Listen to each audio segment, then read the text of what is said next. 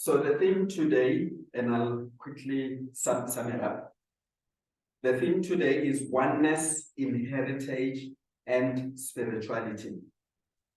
And the context of the talk is that there is oneness, or there is one energy within your heritage and your spiritual evolution. That is the context of this theme. The second context of this theme is that as you pursue your goal of realizing the God within you, you must trust and know that you have the right judgment to know which heritage elements, which cultural elements that are there that you can take forth in your greater spiritual unfoldment. That is the second context. The third context is that your incarnation within a certain heritage, within a certain clan, within a certain family, has happened in divine order.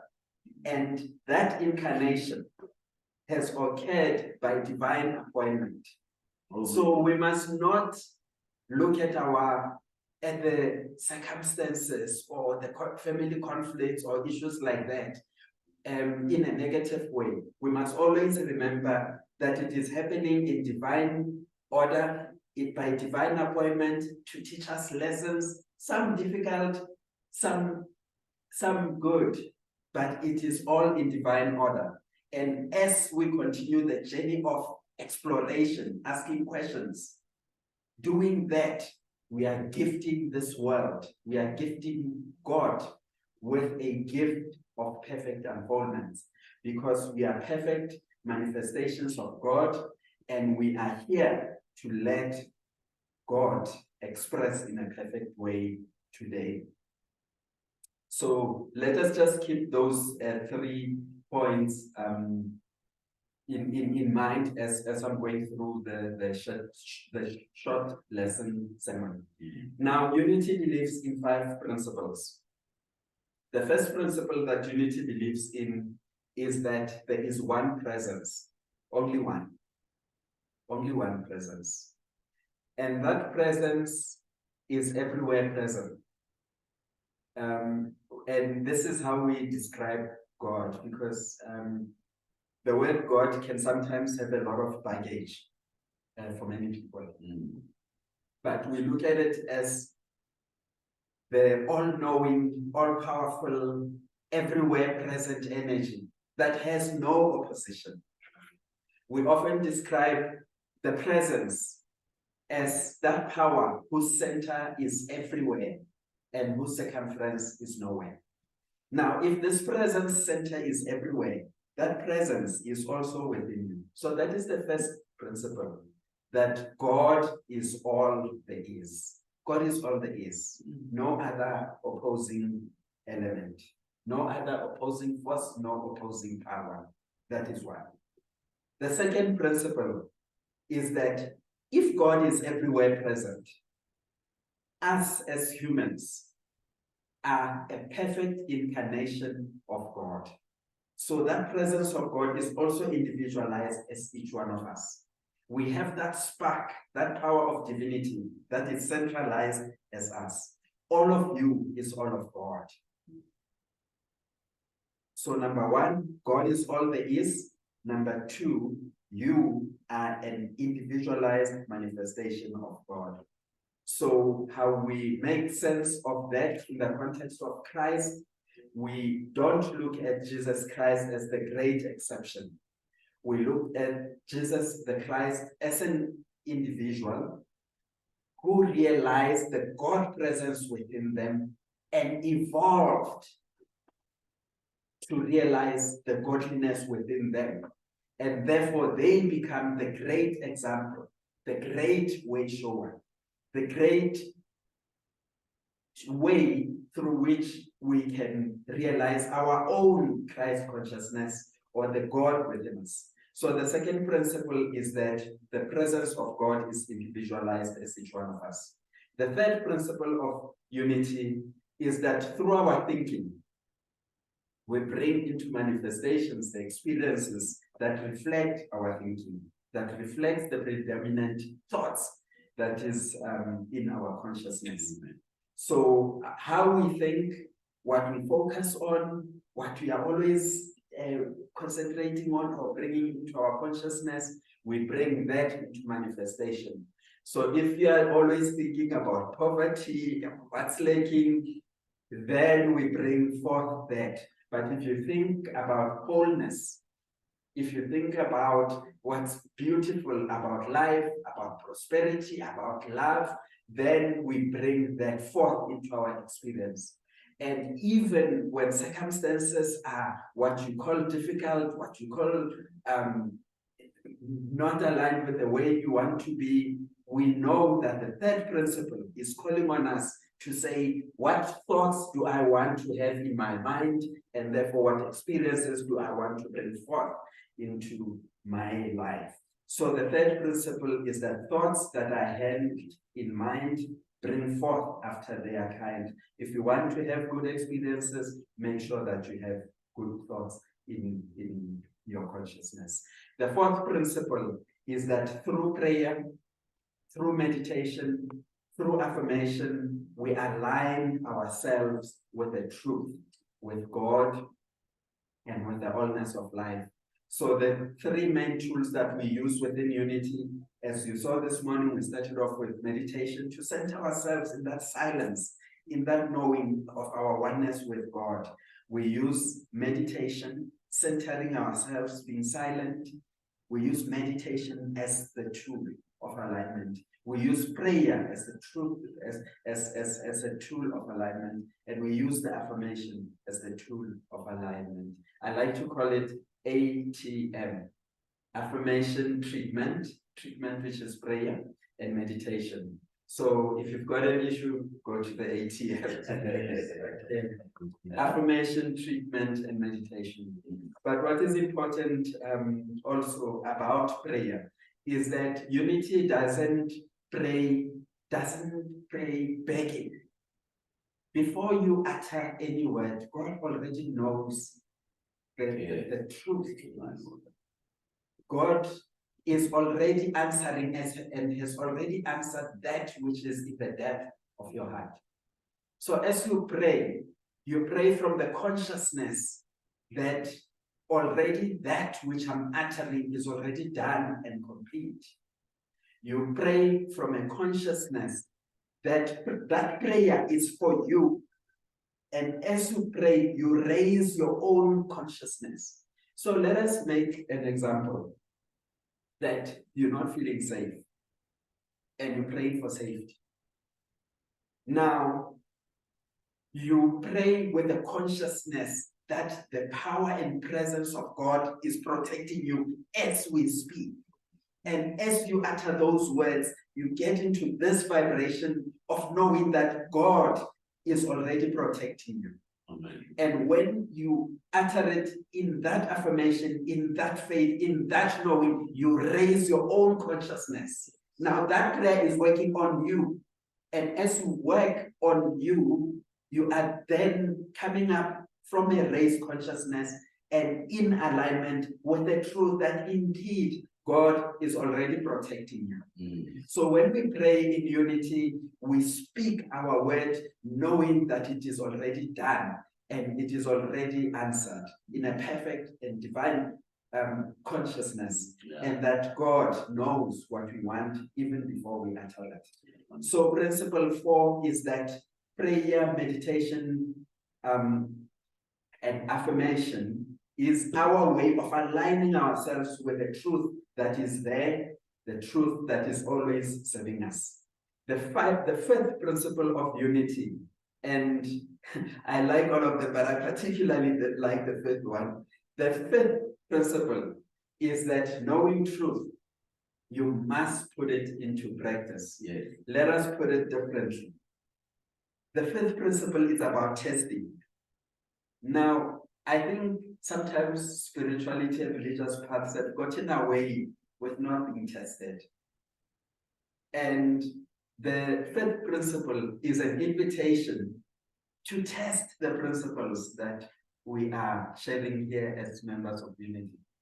So if you are wanting to bring forth prosperity test the principle. Take what we learn here and test it and see if that prosperity is manifesting in your life. If prosperity is not manifesting in your life, then the principle is not working for you. Then you need to go back to the drawing boards. So the fifth principle says, knowing the truth, it must be brought into implementation into your own life, and we must see it as results in your own life. Test it, apply it in your life, and see the results in your life. Amen. Knowing truth and not applying it is the same as not knowing truth. Test it. Let's test it. Let's test it in our relationships. Let's test it in our finances. Let us test it in our in every aspect of our lives that that we're dealing with on a daily basis. So those are the 5 principles. God is all there is. There is one presence that in this world. That's the first principle.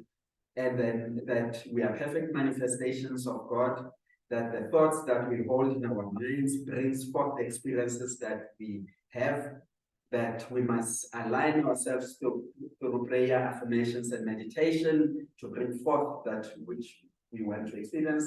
And fifthly, that we must test, we must apply the knowledge, we must apply everything that we learn here. Otherwise, it's the same as not knowing.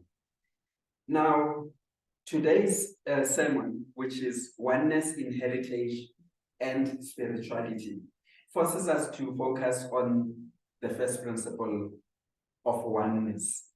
So unity's first principle is that there is one presence and one power, a presence whose center is everywhere and whose circumference is nowhere, and that this presence is infinite.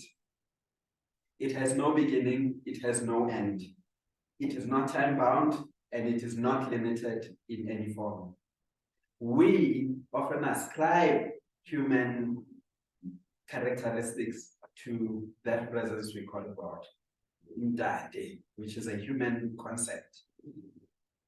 That which is distant, we are introducing that distance.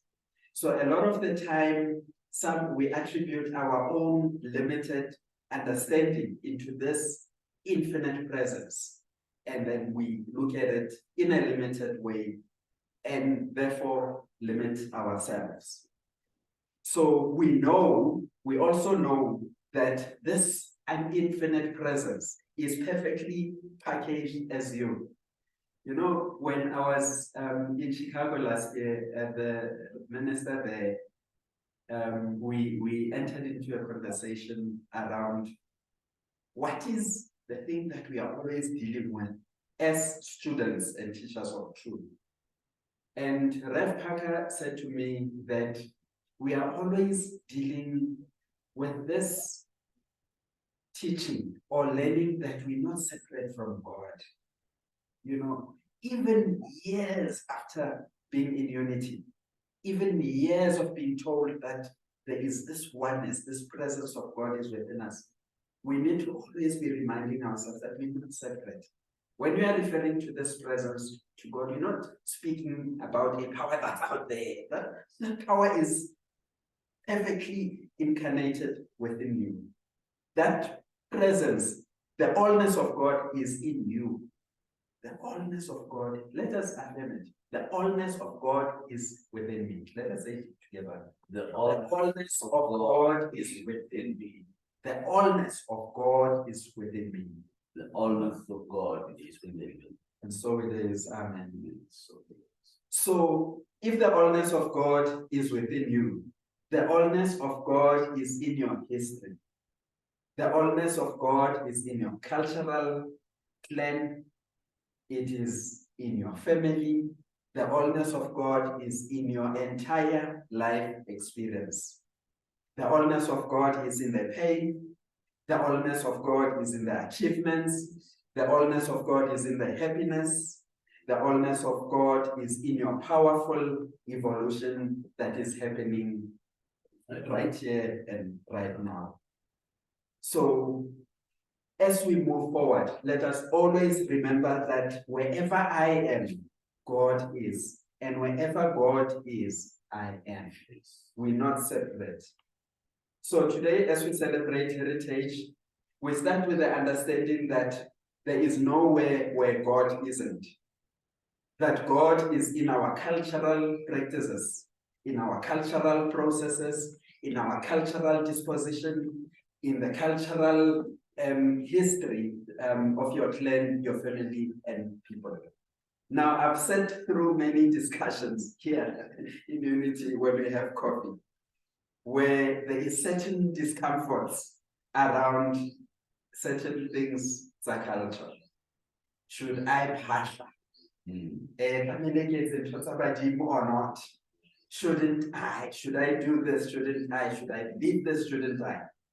So this morning, beloveds, as we celebrate Heritage Day, I would like us to always remember that there is oneness in heritage and our spirituality. Whatever we are unfolding as our heritage, spirit is there. There is oneness in my heritage. There is oneness in your heritage. There is oneness in your culture. There is oneness in my culture. There is oneness in your history. There is oneness in my history. There is oneness in your spirituality. There is oneness in my spirituality. Yeah. God is always the anchor. God is always the only presence and the only guide in whatever decision you are making regarding your culture. So this morning, we let go of any feeling of unease around culture, around our history, around our family history, around our practices. We know that we have the wisdom to have the right judgment. We have the choice, we have the freedom to choose whatever cultural practice that we're going to carry on into our family. If we choose to pasha, we pasha with peace, knowing God is there. If we choose not to pasha, we choose that with peace, with ease, with power, knowing that God is the one presence that is expressing in whether or not we follow a certain culture. We know that we will make the right decision for ourselves. We will make the right decisions for our family. We will make the right decisions for our spiritual unfoldment. Less judgment, more trust in our own judgment. So this morning, let us affirm together that I make the right decisions about my spirituality. Let us say together, I make the right decision about my spirituality and my cultural practices. That support my overall spiritual evolution. I am letting God in me. To fully express as me. As best supported by my culture. My family history. And my choices. And so it is. So this morning we are empowered. We are no longer having this fear, this baggage around what we understand, what we know, what has been holding us. We know that we have the right judgment around our choices. Now, when Papa Vic was reading the daily thought from our mother church, Hillside International, which is based in Atlanta, USA, he referred to Ubuntu. And in fact, I'm always inspired and excited when I see people around the world talking about Ubuntu, you know? Yeah. And I get inspired when the world is embracing this concept of Ubuntu or Ubuntu. In fact, one of my favorite conferences that I like to watch, I think it might be on now, it's the Ubuntu conference at Hillside, where they always have a number of leading ministers talking about their understanding, their take, and the interpretation of the word Ubuntu. But as you know, every time I speak, I want to check my definitions. So I again looked at the definition of Ubuntu, and Ubuntu was defined as follows. And you know, look, you have your own definitions, and that's also perfect. But for the sake of completion, I looked up the definition of Ubuntu, which is a Zulu or Xhosa word meaning humanity towards others. It is sometimes translated as I am because we are. And Ubuntu embodies all those virtues that maintain harmony and spirit of sharing among members of society. Now, la itse ke Motswana ke yaanong be ke tsa sebaka ke re ke ikgopotsa gore nna ka Setswana, what do I recall ka this term ya botho?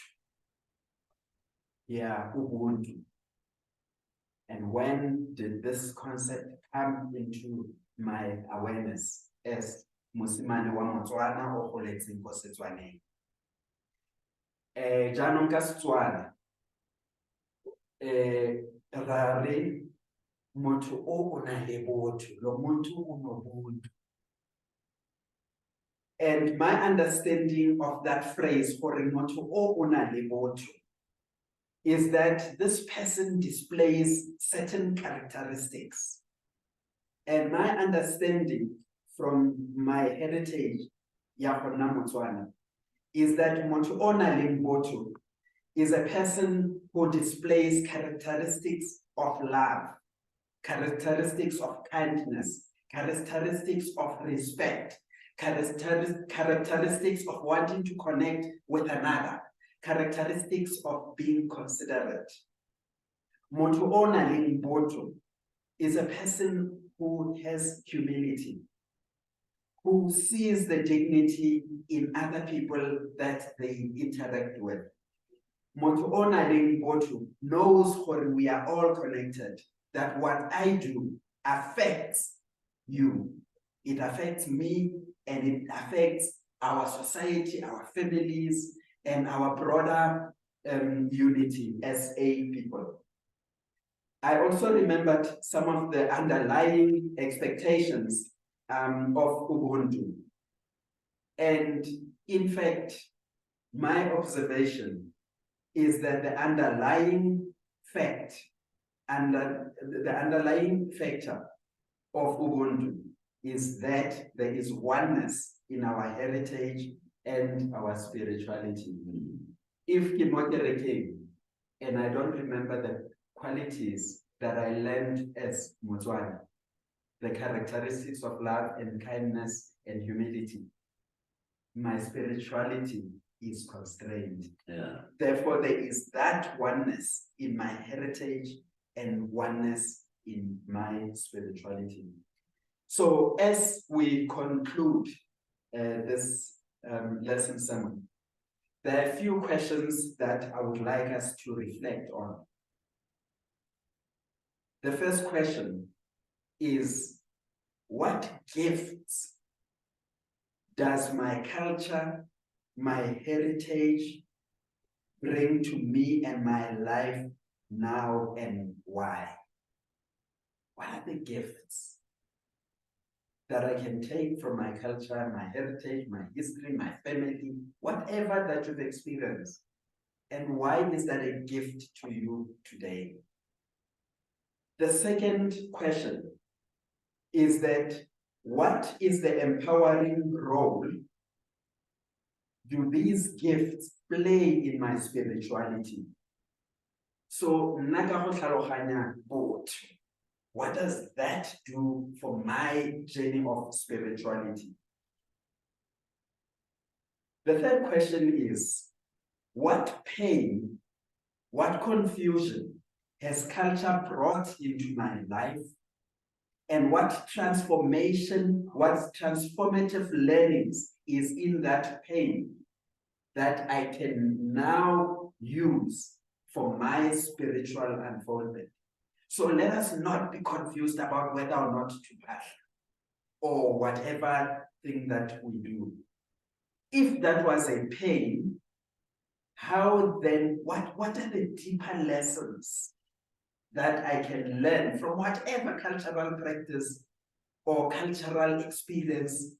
How can I take that to fulfill my spiritual journey? And the final question is that, what is my Christ self the God within me, saying with regards to my culture, with my heritage, what do I need to do more of? What do I need to do less of? What do I need to know when it comes to my history, experiences, heritage, and culture?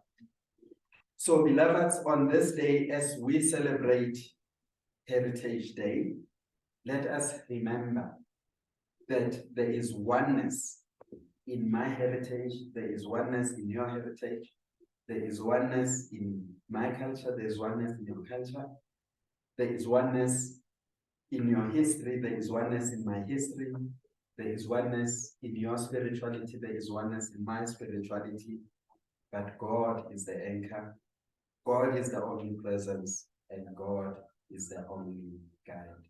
And so it is. Amen. And so it is.